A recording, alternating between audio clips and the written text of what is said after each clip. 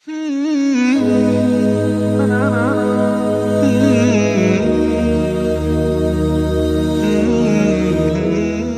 بالله من الشيطان الرجيم. بسم الله الرحمن الرحيم.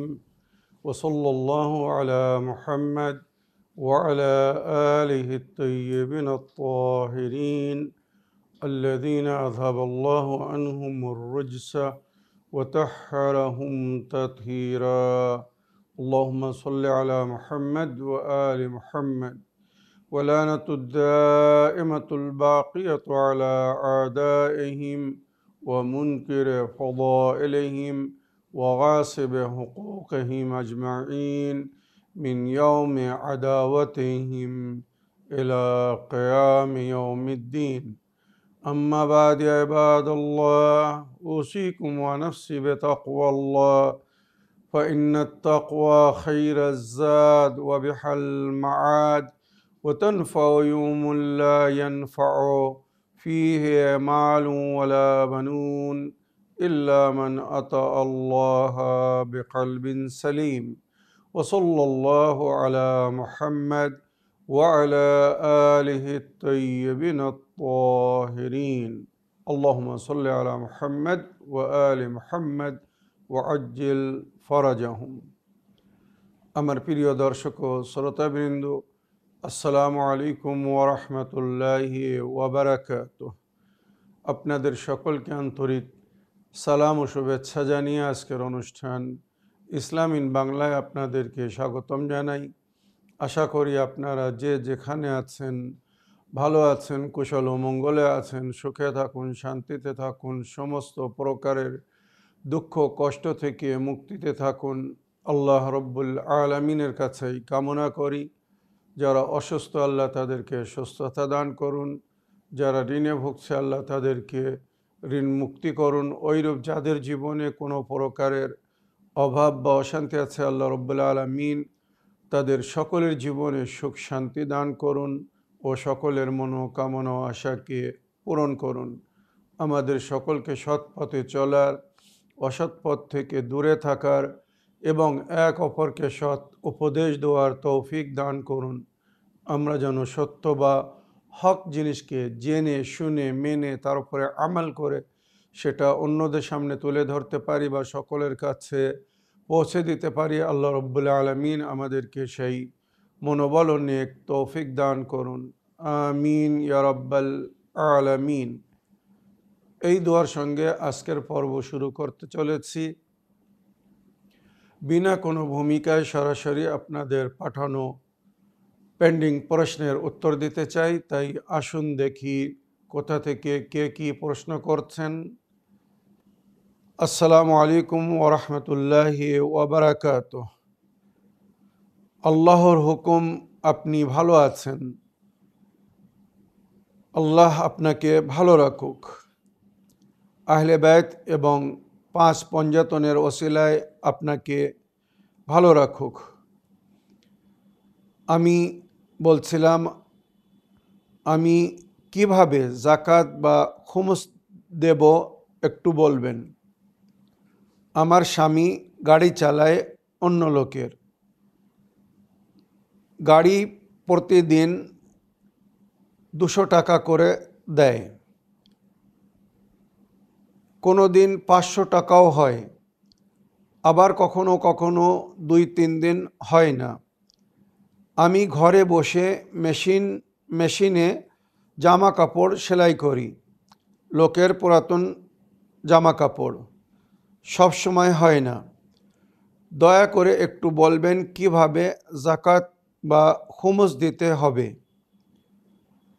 আমার নিজস্ব কিছু নেই, বাপের বাড়িতে একখানা ঘর দিয়েছে ছোট, সেখানে থাকি। ওয়ালাইকুম আসসালাম ওয়া রাহমাতুল্লাহি ওয়া বারাকাতুহু। আমার প্রিয় বোন, আপনার চিঠি লেখার জন্যে আপনাকে অসংখ্য ধন্যবাদ জানাই। আপনার স্বামী অন্যর গাড়ি চালায়, দৈনিক আয় কখনো 200 টাকা, কখনো 500 টাকা, আবার কখনো কোনো আয় হয় না। আপনি বাড়িতে কাপড় সেলাই করেন, কখনো আপনিও কিছু আয় করেন, আবার হয়তো অনেক দিন কোনো আয় হয় না। তো আপনি জানতে চেয়েছেন যে আপনি কিভাবে জাকাত দিবেন বা খুমুস বাইর করবেন।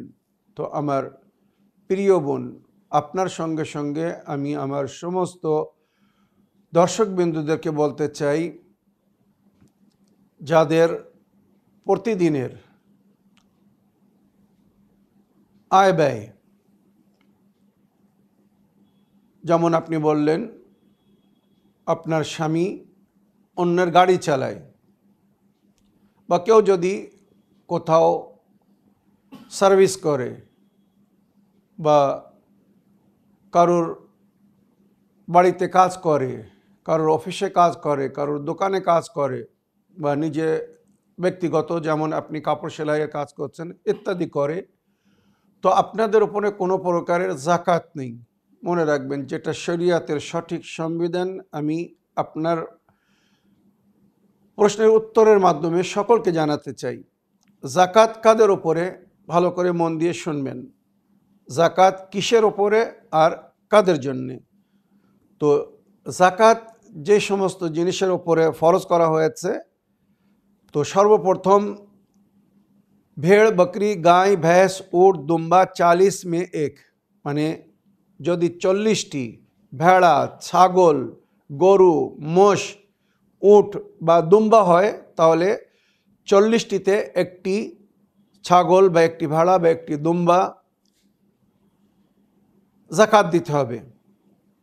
এবারে এর বিভিন্ন পরিমাণ আছে, তো মনে রাখবেন এর মধ্যে আপনি আসছেন না। सोना और चांदी सिक्केदार हो 15 मिस्कल सोना और 105 मिस्कल चांदी हो तो 2.5% उस पर ज़कात देना है। सोना এবং রূপো, শর্ত হচ্ছে এটা যেন পয়সার রূপে হয়। সিক্কা মানে আপনারা দেখেছেন কয়েন, 1 টাকার কয়েন, 2 টাকার কয়েন, 5 টাকার কয়েন, 10 টাকার কয়েন। এক যুগ ছিল সোনার আশারফি বলে বা সোনার দিনার বলে, আর রূপোর দেরহাম হতো, কয়েন হতো। তো ওই পয়সার উপরে জাকাত দিতে হতো। তো 15 মিসকাল সোনা, 15 মিসকাল সোনা আর 105 মিসকাল রূপো যদি হয়, তাহলে 2.5% ওর থেকে জাকাত দিতে হতো। তো এর মধ্যেও আপনি আসছেন না, আপনার কাছে না ওই সোনা আছে না ওই রূপো আছে, মনে রাখবেন। এবারে তৃতীয় যেটা আনাজ, যেমন গম जब খেজুর কিশমিশ, गेहूँ शईर खजूर किशमिश 847 किलो होना ज़रूरी है। গম জব খেজুর কিশমিশ 847 কেজি যদি উৎপাদন হয়, আপনার জমিতে যদি এইগুলো উৎপাদন হয় আর তার পরিমাণ 847 কেজি হতে হবে। এবারে এই যে ফসল লাগানো হয়েছে, গম বলুন, জব বলুন বা অন্য সমস্ত ফসল যেগুলো লাগানো হয়, তো এটা যদি সরাসরি আকাশের পানিতে হয়, তো মনে রাখবেন 10% ঐশ্বর যাকে বলা হচ্ছে 10% জাকাত দিতে হবে। আবার যদি কিছু আকাশে পানিতে হয়েছে, কিছু সেচাই করতে হয়েছে, মানে শ্যালো মেশিন দিয়ে বা পানি কিনে যেভাবে হোক, যদি সেচাই করে ফসল তৈরি হয়, গম বা জব ইত্যাদি, বাজরা ইত্যাদি বলা হয়, তো এগুলো কিছু বৃষ্টি হয়েছে, আবার কিছু পানি শ্যালো মেশিন দিয়েও ব্যবহার করে সেচাই করতে হয়েছে। তো এক্ষেত্রে 7.5%, 7.5 মনে রাখবেন, 7.5% জাকাত দিতে হবে। আর যদি পুরো ফসলটা শ্যালো মেশিন দিয়ে পানি তুলে সেচাই করে তৈরি করা হয়, তখন এটা হবে 5%, মনে রাখবেন 5%। তো আসল উৎপাদন হতে হবে 847 কেজি জব, গম বা খেজুর বা কিশমিশ। আর যেমন বললাম, টোটাল যদি আকাশের পানিতে হয় তাহলে 10%, যদি টোটাল শ্যালো মেশিন দিয়ে সেচাই করে ফসল তৈরি করা হয় তো 5%, আর যদি কিছু আকাশের পানি আর কিছু শ্যালো মেশিনের পানি দিয়ে সেচাই করে ফসল তৈরি হয় তখন 7.5% জাকাত দিতে হবে ওই উৎপাদনের। 847 কেজি থেকে 10%, 7.5%, নইলে 5% জাকাত দিতে হবে। এর মধ্যেও আপনি বা আপনার পরিবার, আপনি বা আপনার স্বামী আসছেন না, আপনাদের নিজেদের জমি জায়গা নেই যেখানে আপনারা ফসলপাতি লাগাবেন, তো এর মধ্যেও আপনি আসছেন না। এবারে চতুর্থ জাকাতের চতুর্থ অংশ যেটা মালে তেজারাত। একজন ব্যবসায়ী তেজারাত করে ধান, পাট ইত্যাদি কিনে গোডাউনে জমা করেছে, গম, খেজুর, কিশমিশ যা বলুন, যারা সওদাগার, যারা ব্যবসায়ী, তারা হোলসেল মার্কেট থেকে থোক ভাও করে মাল কেনে জমা করে গোডাউনে, আবার পরে সেটা পাইকারি বা খুচরো বিক্রি করে। তো এখানে বলা হয়েছে শর্ত হচ্ছে যদি মালে তেজারাত মানে ব্যবসায়ের জন্য যে মাল কিনেছে তার পরিমাণ 15 মিসকাল সোনার সমান বা 105 মিসকাল রূপোর সমান যদি হয়ে থাকে, আর 1 বছর পুরো হয়ে যায় আর ওই মালটা বিক্রি করলো না, 1 বছর ধরে গোডাউনে রেখে আছে, মুনাফা কামাবে বলে, নাফা কামাবে বলে, লাভ কামাবে বলে মালটা জমা করছে, তো 1 বছর পরে ওই যে তেজারাতের মাল, ব্যবসার জন্য মাল কিনে রেখেছে, 1 বছরের মধ্যে যদি সেটা বিক্রি না হয় বা বিক্রি না করে তখন 2.5%, মনে রাখবেন 100 টাকায় 2.5 টাকা, 2.5% জাকাত দিতে হবে। তবে কোন মাল? এটা তেজারাতের জন্য যারা কিনে রেখেছে, ব্যবসা করার জন্য যারা মাল কিনে গোডাউনে জমা করে তাদের জন্য। তো জাকাতের এই যে 4টে পদ্ধতি, এর মধ্যে কোনোটার মধ্যে আপনি বা আপনার স্বামী আপনারা আসছেন না, তার মানে এখান থেকে ক্লিয়ারলি বোঝা যাচ্ছে জাকাত আপনাদের উপরে নয়। এবারে হচ্ছে আপনাদের উপরে খুমুস। মনে রাখবেন খুমুস সকলের উপরে, খুমুস থেকে কাউকে ক্ষমা করা হয়নি। সারা বছরের খরচের পরে, সারা বছর আয় ব্যয় জমা খরচের পরে যেটা বেশি থাকবে, মনে করুন বছরে একটা দিন আপনি নির্ণয় করেছেন, আপনি বা আপনার স্বামী, পরিবারের যে কর্তা, সেই খুমুস আদায় করবে, যে সংসারকে চালাচ্ছে, পরিচালনা করছে, সংসারের দায়িত্ব যার হাতে। তো আপনার স্বামী যদি আপনার সংসার চালায় তো বছরে একটা দিন নির্ণয় করবে। উদাহরণস্বরূপ বলছি, মনে করুন 1 জানুয়ারি, প্রতি বছর জানুয়ারি মাসের 1ম তারিখে খুমুস বাইর করার জন্য নির্ধারিত করে নিল, বা বাংলা মাসের বৈশাখ মাস, প্রতি বছর বৈশাখ মাসের 1ম তারিখে খুমুস বাইর করবে বলে একটা দিন নির্ণয় করে নিল। ওই দিনে তার কাছে যা কিছু ব্যালেন্স থাকবে, ব্যাংকে হোক, বাড়িতে হোক, যেটা তার অধীনে, মনে রাখবেন যেটা তার অধীনে আছে, সমস্ত দ্রব্য বা টাকা পয়সা যা কিছু আছে তার হিসেব করতে হবে।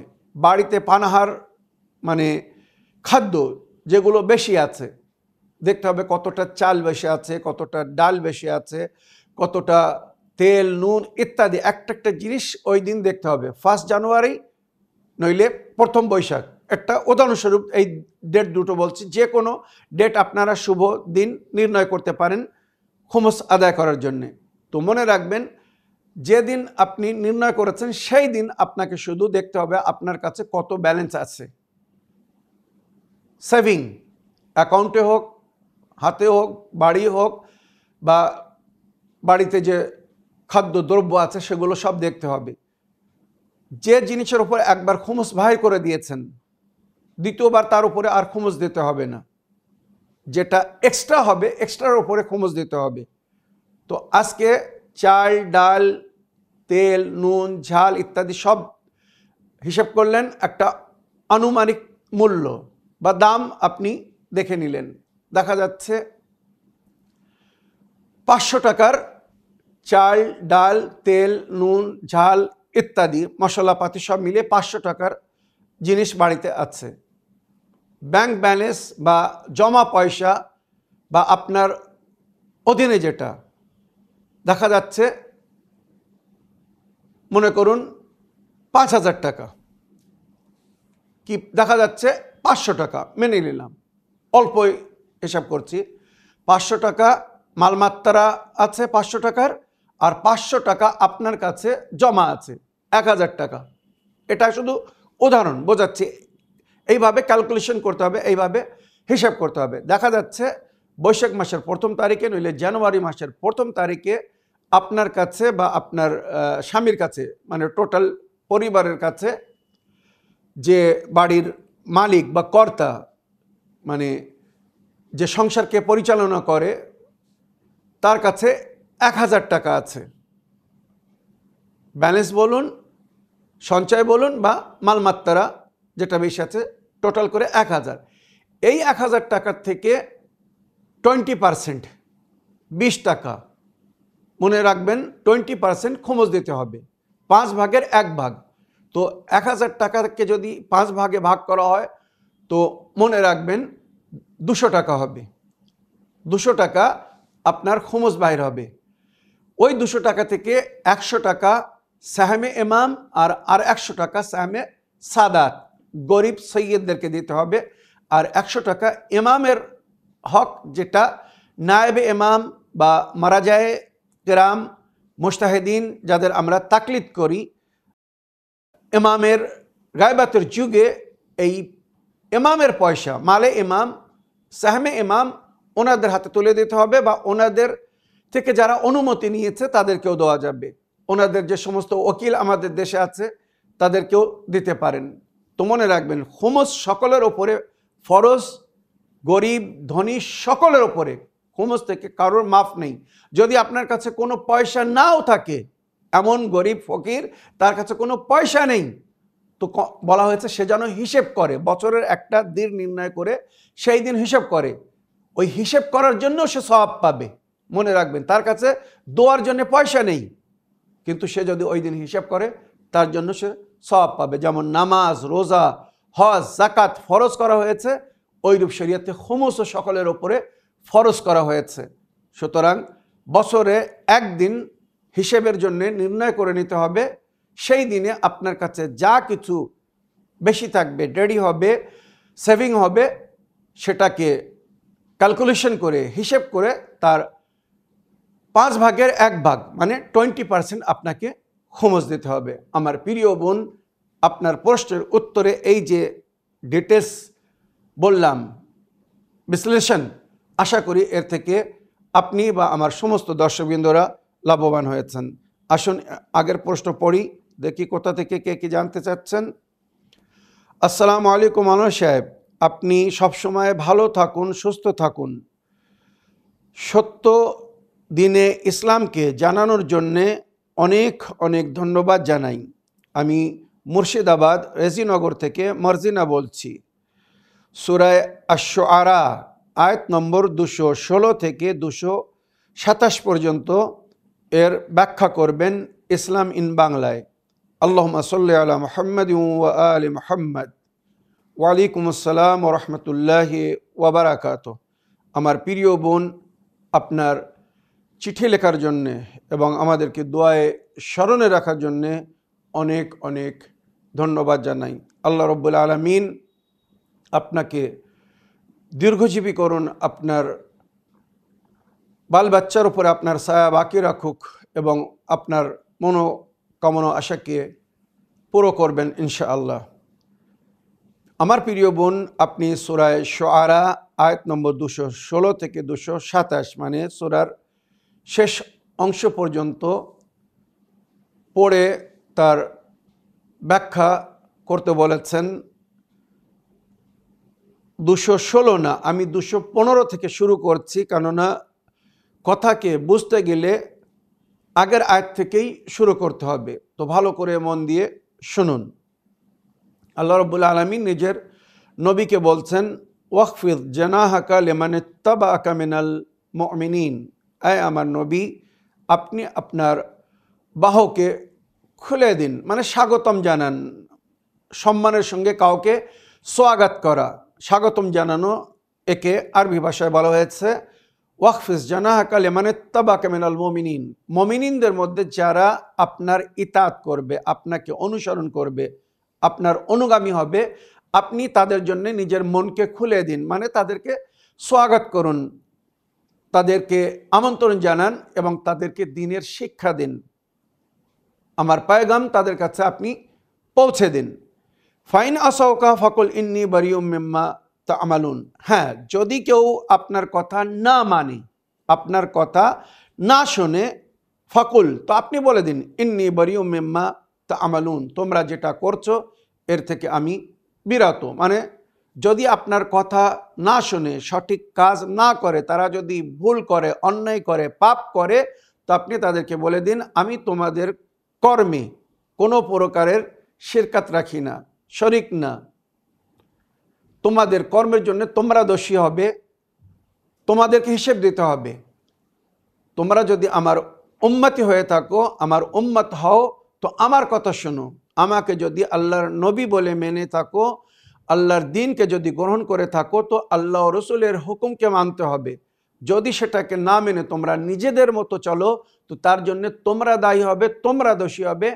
আমার ওই কর্মের সঙ্গে, মানে তোমাদের কর্মের সঙ্গে আমার কোনো সম্পর্ক হবে না, যদি সেটা আল্লাহ রসুলের হুকুমের অধীনে না হয়, আল্লাহ রসুলের হুকুম মতো না হয়। ফাইন আসাউকা, যদি তারা নাফরমানি করে, মানে হুকুমকে না মানে, আপনার কথা না মানে, ফাকুল ইন্নী বারিউম মিম্মা তা'মালুন, তো তোমরা যেটা করছো আমি এর থেকে বিরত। ওয়াতাওয়াক্কাল আলাল্লাহিল আজিজুর রহিম, খুদায়ে আজিজ ও মেহরবান, যে আল্লাহ আমাদেরকে ভালোবাসেন, আমাদের উপরে রহম করেন, সেই আল্লাহর উপরে আমাদেরকে ভরসা করতে বলা হয়েছে। আল্লাযী ইয়ারাকা হিনা তাকুম, যে প্রতিপালক আমাদেরকে দেখছে, বা নবীকে আল্লাহ রাব্বুল আলামিন বলছেন যে প্রতিপালক আপনাকে দেখছেন। তাকাল্লুবাকা ফিস সাজিদিন, আপনি উঠছেন, বসছেন এবং সেজদাকারীদের মাঝখানে যে আপনার এই ওঠা বসা, আপনার এই পরিবর্তন, আল্লাহ রাব্বুল আলামিন সব কিছু দেখছেন, তার নজরে আছেন আপনি। এই আয়াত প্রমাণ করে নবী করিম সাল্লাল্লাহু আলাইহি সাল্লাম যে পরিবার, যে বংশ থেকে ওনার পরিবার বা ওনার বংশ পূর্বপুরুষরা আল্লাহর সেজদাকারী ছিলেন বা আল্লাহর সেজদা করতেন, তাই আল্লাহ বলছেন তাকাল্লুবুকা ফিস সাজিদিন, সেজদাকারীদের মাঝখানে আপনাদের ওঠা বসা, আপনার পরিবর্তন রূপ, এটা আল্লাহ দেখছে। অনেকেই বলে এটা সাহাবাদের জন্য বলা হয়েছে, না, মনে রাখবেন নবী ছিলেন বাল্যকাল থেকে।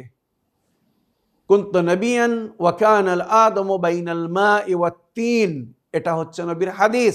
আমি সেই সময়ও নবী ছিলাম যখন আদমের পুতুল তৈরি হয়নি, আদম এখনো পানি ও মাটির মাঝখানে ছিলেন, তখনও আমি নবী ছিলাম। আর আল্লাহ বলছেন তাকাল্লুবুকা ফিস সাজিদিন, আমি আপনাকে দেখছি সেজদাকারীদের মাঝখানে পরিবর্তন হতে। তার মানে ওনার পূর্বপুরুষরা আল্লাহর দ্বীনের উপরে ছিলেন, দ্বীনে হানিফের উপরে ছিলেন, মিল্লাতে ইব্রাহিমের উপরে ছিলেন। হ্যাঁ, ওনার বংশের যারা দ্বীনে হানিফকে ছেড়ে দিয়েছিল, মিল্লাতে ইব্রাহিমকে ত্যাগ করে কুফর করেছিল বা শিরক করেছিল, তারা আলাদা হয়ে গিয়েছিল বা তাদের রাস্তা ভিন্ন ছিল। কিন্তু আমাদের নবী, প্রিয় নবী হযরত মুহাম্মদ মুস্তাফা সাল্লাল্লাহু আলাইহি সাল্লাম, ওনার মাতা পিতা বা ওনার চাচা জানাবে আবু তালিব, ওনার দাদা জানাবে আব্দুল মুত্তালিব, এনাদের সম্পর্কে বলা হয়েছে, বা জানাবে হামজা শহীদে আজম, ওনার চাচা, বা জানাবে আব্দুল মুত্তালিবের আরও সন্তানরা, মনে রাখবেন এরা সব মিল্লাতে ইব্রাহিমের ওপরে ছিলেন, দ্বীনে হানিফের মধ্যে ছিলেন। শুধু আবু লাহেব কুফর করেছিল, দ্বীন থেকে বাইর হয়ে গিয়েছিল, তাই তার নিন্দায় কোরআনের পুরো একটি সূরা আছে, সূরায়ে লাহেব, মনে রাখবেন। তো এখানে আল্লাহ বলছেন নিজের নবীকে, ওয়া তাকাল্লুবাকা ফিস সাজিদিন, সেজদাকারীদের মাঝখানে আপনাকে আমি পরিবর্তন হতে দেখছি, উঠতে বসতে দেখছি। ইন্নাহু হুয়াস সামিউল আলিম, আল্লাহ সব কিছু শোনেন এবং সব কিছু জানেন। হাল উনাব্বিউকুম আলামান তানাজ্জালু শায়াতিন, এখানে নবী করিম সাল্লাল্লাহু আলাইহি সাল্লামকে আল্লাহ বলছেন, আপনি আপনার উম্মতকে বলে দিন যারা আল্লাহর পথকে ছেড়ে দিয়েছে বা আল্লাহর পথকে ছেড়ে দেয় আর শয়তানের কথা শুনে শয়তানের পথের প্রতীক হয়ে যায় বা শয়তানের অনুগামী ও অনুসারী হয়ে যায়, এই শয়তান কাদের ওপরে অবতীর্ণ হয়? যেমন আল্লাহর হুকুম নিয়ে ফেরেশতা আসে আল্লাহর ওলিদের কাছে, নবীদের কাছে, ইমামদের কাছে ইলহাম হয় বা আল্লাহর আদেশ আল্লাহর ফেরেশতারা নিয়ে আসেন, যার জিকির কোরআন ও হাদিসের মধ্যে বা হাদিসে কুদসিত হয়েছে। তো আল্লাহ রাব্বুল আলামিন নিজের নবীকে বলছেন, আপনি আপনার উম্মতকে বলে দিন, আমি কি তোমাদেরকে সতর্ক করে দেবো, আমি কি তোমাদেরকে বলে দেবো আলামান তানাজ্জালু শায়াতিন, শয়তান একটা না, শয়তান এবং শয়তানের চালাবেলারা, শায়াতিন শব্দ ব্যবহার হয়েছে প্লুরাল, বহুবচন। আলামান তানাজ্জালু শায়াতিন, শায়াতিন কাদের ওপরে অবতীর্ণ হয়, কাদের কাছে আসে, কাদেরকে মানে ওহী করে? শয়তান যেমন আল্লাহ ওহী করে, ইলহাম করে, ওইরূপ শয়তানও নিজের অনুগামী অনুসারীদেরকে ইলহাম করে, তাদের মনে নিজের কথা জাগিয়ে দেয়। সুতরাং যারা শয়তানের কথা শুনে ভুল পথে চলে, যারা আল্লাহ ও রসুলের কথা শুনে তারা সঠিক পথে চলে। তানাজ্জালু আলা কুল্লে আফাকিন আসিম, শয়তান মিথ্যাবাদী এবং চরিত্রহীনদের উপরে অবতীর্ণ হয়। যারা মিথ্যা কথা বলে এবং যাদের চরিত্র ভালো না, চরিত্রহীন, শয়তান এদের কাছে অধিকতম আসে আর এদেরকে পথভ্রষ্ট করে আর এদের মাধ্যমে পথভ্রষ্ট করে। মনে রাখবেন, মিথ্যাবাদী শুধু নিজেরকে ক্ষতি করে না, অন্যকেও ক্ষতি করে। যাদের নিজের কোনো লজ্জা শরম নেই বা যাদের লজ্জা শরমের ভয় নেই, তারা সব কিছু করতে পারে। প্রকাশ্য রূপে অন্যায় করছে, পাপ করছে, জঘন্য কাজ করছে, লোক তাকে কি বলছে না বলছে তার কোনো পরোয়া না।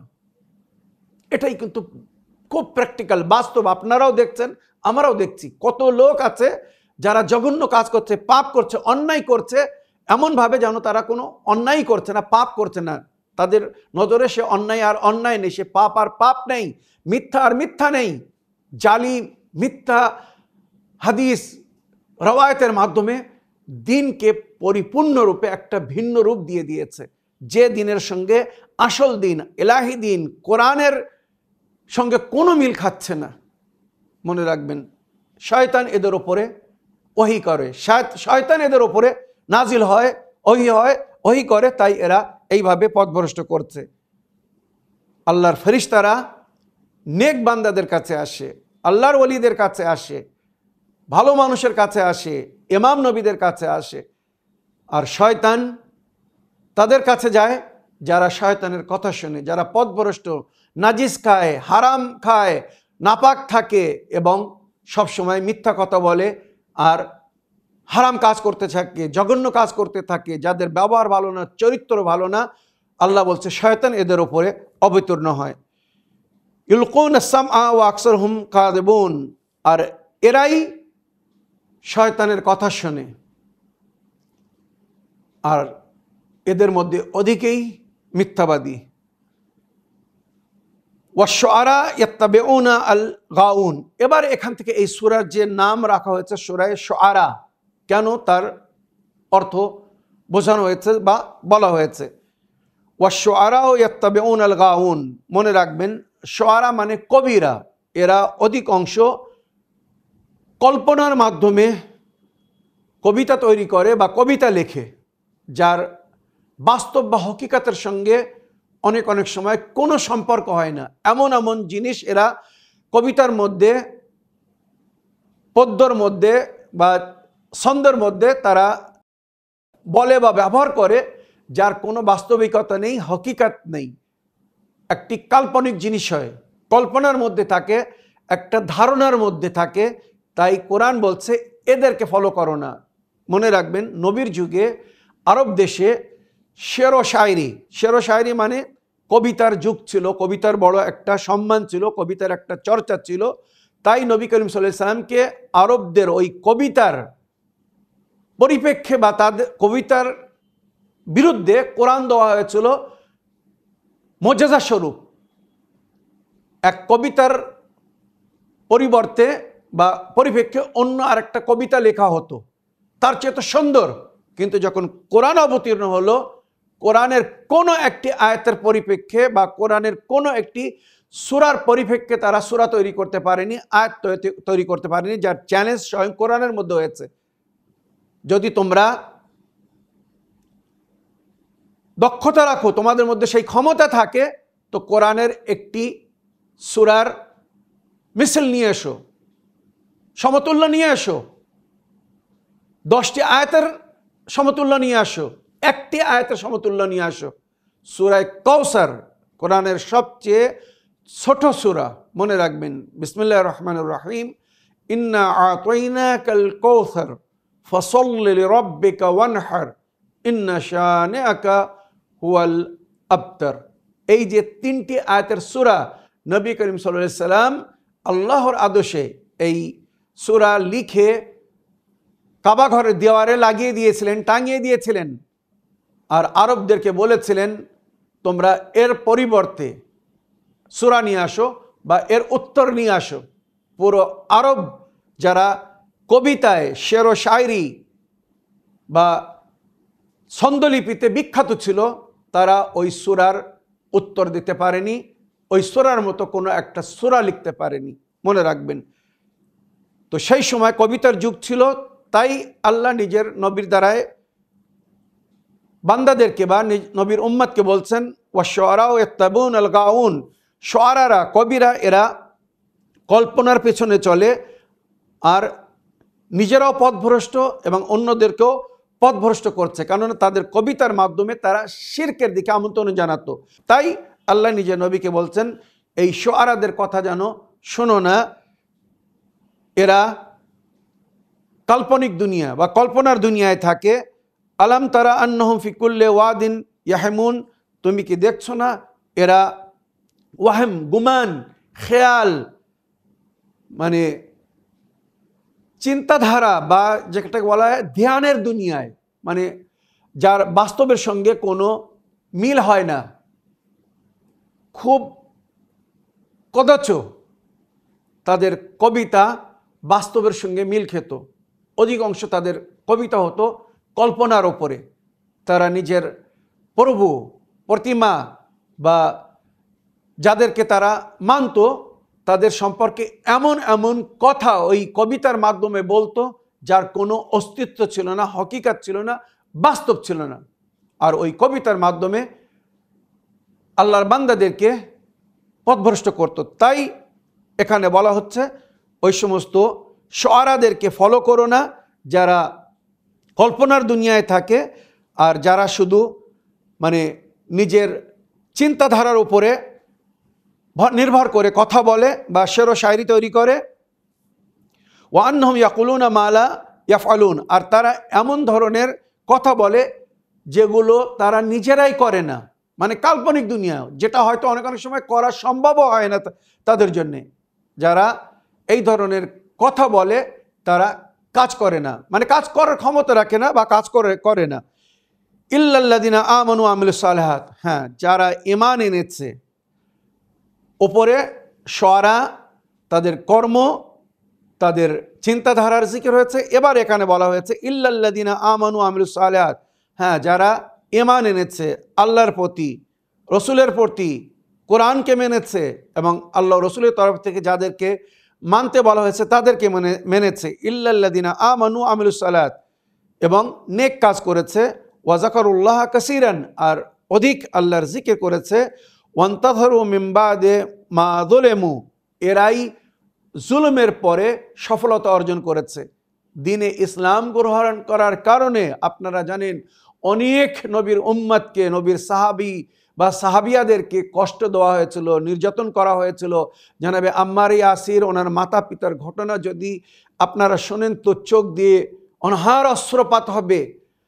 জানাবে আম্মার ইয়াসিরের মায়ের 2 চোখ তুলে নিয়েছিল জীবিত, ওনার বাপের বুকের ওপরে পাথর রেখে তার ওপরে দাঁড়িয়ে বুকের পাঁজরার হাড় ভেঙে দিয়েছিল, দোষ ছিল শুধু ইসলাম গ্রহণ করেছিলেন, নবীকে মেনেছিলেন, আল্লাহর কিতাবকে মেনেছিলেন, আর আল্লাহ রসুলের হুকুমের ওপরে ওনারা আমাল করছিলেন বলে। তো এখানে বলা হচ্ছে তারাই সফলতা অর্জন করেছে যারা জুলুম সওয়ার পরেও নিজের ঈমান থেকে চুল পরিমাণে সরেনি, আল্লাহর জিকির করেছে, ওয়ান্তাসরু মিন বাদি মা যুলিমু, আর জুলুম সহনের পরে তারাই সফলতা অর্জন করেছে। আজ দুনিয়ায় তাদের নাম আছে, সুসম্মান আছে। ওয়াসাইয়ালামুল লাযিনা যালামু আইয়া মুনকালিবিন ইয়ানকালিবুন, অতি শীঘ্র যারা ওই জুলুম করেছে তারা নিজের পরিণাম বা পরিফল দেখবে, তাদেরকে এমন জায়গায় পেল্টে দেওয়া হবে যেখান থেকে আর তারা কখনো বাইরে আসতে পারবে না, আর সেটা হবে জাহান্নাম, নরক, চিরস্থায়ী রূপে, যেখানে তারা জ্বলতে থাকবে। তারা ফরিয়াদ করবে, চিৎকার করবে, তাদের ফরিয়াদ শোনার কেউ হবে না, তাদের ডাকে কেউ সাড়া দেবে না। তো এই যে আয়াতগুলো আপনাদেরকে শোনালাম, মনে রাখবেন এই সমস্ত আয়াতের মাধ্যমে আমাদেরকে শিক্ষা দেওয়া হয়েছে যে তোমরা আল্লাহ রসুল এবং আল্লাহ রসুল যেটা দিয়েছেন, আল্লাহ এবং রসুলকে এবং আল্লাহ রসুল যেটাকে দিয়েছেন বা ফলো করতে বলেছেন সেটাকে ফলো করো, সেটাকে মেনে চলো। কবিদের কথা শুনো না, যারা পথভ্রষ্ট, নিজেরাও পথভ্রষ্ট আর অন্যদেরকেও পথভ্রষ্ট করেছে বা করছে। আর ওইরূপ যারা শয়তানের অধীনে, শয়তানের কথা মেনে চলে বা শয়তান যাদের উপরে ইলহাম করে, এদের কথা শোনো না। আর মিথ্যাবাদীদের কথা শোনো না, চরিত্রহীনদের কথা শোনো না, যারা কোরআনের আয়াতকে ভুল ব্যাখ্যা করছে বা কোরআনের আয়াতের বিরুদ্ধে কথা বলছে। মিথ্যা এবং জালি হাদিস, যেটা শয়তানের ইলহাম, শয়তান তাদেরকে ওহী করে রেখেছে, শয়তান তাদেরকে বুঝিয়ে রেখেছে, আল্লাহ ফেরেশতার মাধ্যমে নিজের নেক বান্দাদেরকে, নিজের ওলি আউলিয়াদেরকে, নবী বা ইমামদেরকে ডাইরেকশন দেন। আর ইমাম নবীরা, আল্লাহর ওলিরা আল্লাহর বান্দাদেরকে সঠিক হেদায়েত দেন, যেটা নবী ও নবীর আহলে বাইত মুহাম্মদ ও আলে মুহাম্মদ আমাদেরকে দিয়ে গেছেন বা দিচ্ছেন। এছাড়া মনে রাখবেন, যারা কোরআন এবং আহলে বাইতকে ছেড়েছে, নবী নিজের উম্মতের হেদায়েতের জন্যে কিয়ামত পর্যন্ত নবীর উম্মতের হেদায়েতের জন্য নবী দুটি জিনিস ছেড়ে গেছেন। ইন্নী তারিকুন ফিকুমুস সাকালাইন কিতাবাল্লাহি ওয়া ইতরাতি আহলি বাইতি মা ইন তামাসসাকতুম বিহিমা লান তাদিল্লু বাদি ওয়া লান ইফতারিকা হাত্তা ইয়ারদা আলাইয়াল হাউজ। আমি দুনিয়া থেকে যাচ্ছি, কিন্তু কিয়ামত পর্যন্ত আমার দ্বীনের রক্ষার জন্য, আমার শরীয়ত শিক্ষা তালিমাত যেগুলো দিয়েছি তার রক্ষার জন্যে দুটি জিনিস ছেড়ে যাচ্ছে তোমাদের হেদায়েতের জন্যে। এই দুটো জিনিসকে যদি তোমরা মেনে চলো, ধরে থাকো, কখনো পথভ্রষ্ট হবে না। একটি আল্লাহর কিতাব কোরআনে মজিদ, আর ওই কোরআনের ব্যাখ্যা করার জন্য, ওই কোরআনের তাফসীর করার জন্য, ওই কোরআনের সঠিক সংবিধান তোমাদের কাছে পৌঁছে দেওয়ার জন্য আমার আহলে বাইতকে শিক্ষক রূপে ছেড়ে যাচ্ছি। কিতাবের সঙ্গে, পুস্তকের সঙ্গে, বইয়ের সঙ্গে শিক্ষকের প্রয়োজন হয়, তো শিক্ষক রূপে আমার আহলে বাইতকে আমি ছেড়ে যাচ্ছি। সুতরাং কোরআন এবং আহলে বাইতকে যদি তোমরা ফলো করো, মেনে চলো, কখনো পথভ্রষ্ট হবে না। আল্লাহ আমাদেরকে তৌফিক দান করুন, আমরা যেন নবীর তালিম অনুযায়ী, নবীর শিক্ষা অনুযায়ী, উনি যে দুটি জিনিস আমাদের হেদায়েতের জন্য ছেড়ে গেছেন, কোরআন ও আহলে বাইতকে ফলো করতে বলেছেন, আমরা যেন এই উভয় জিনিসকে, কোরআন এবং আহলে বাইতকে ফলো করে সঠিক পথের পথিক হয়ে চলতে পারি, সিরাতুল মুস্তাকিমের ওপরে চলতে পারি, নবীর শরীয়ত এবং সঠিক ইসলামিক সংবিধানকে ফলো করতে পারি। আমিন ইয়া রাব্বাল আলামিন। এই বলে আমার আজকের বক্তব্য এখানে শেষ করলাম। ওয়া আখিরু দাওয়ানা আলহামদুলিল্লাহি রাব্বিল আলামিন। ওয়াসসালামু আলাইকুম ওয়া রাহমাতুল্লাহি ওয়া বারাকাতুহু।